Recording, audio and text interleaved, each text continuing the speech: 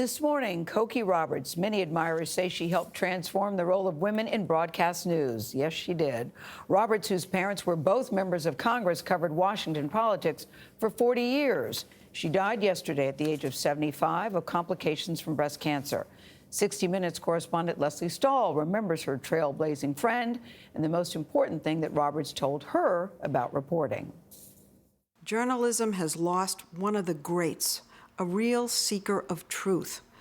But for me, losing Cokie Roberts is like losing the best sister anyone ever had. And there are a whole lot of other women journalists who are feeling exactly the same way.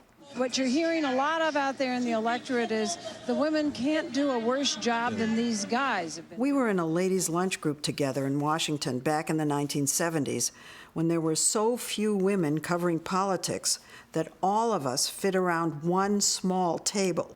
Cokie was the one with wisdom, the one we all went to for advice. Mostly, though, we talked about girl things because the conversations in our offices were about sports and sports. At National Public Radio back then, she distinguished herself as a Capitol Hill correspondent and helped put NPR on the map. And then she went to ABC, Cokie Roberts, where she was the voice of clarity and depth as an analyst. And while doing that, she became a best-selling author of American history. There's a huge change in the years that I've been plowing this turf. She said that the best way to learn about a period of time was to read the diaries and letters of the wives of the great men, because when the men wrote, they wrote for posterity. But the women were telling each other the truth.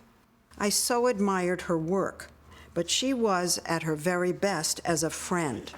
She persuaded me to have a child by proving that you could be an attentive mother, as she was, and have a big career. And then she helped me raise my daughter.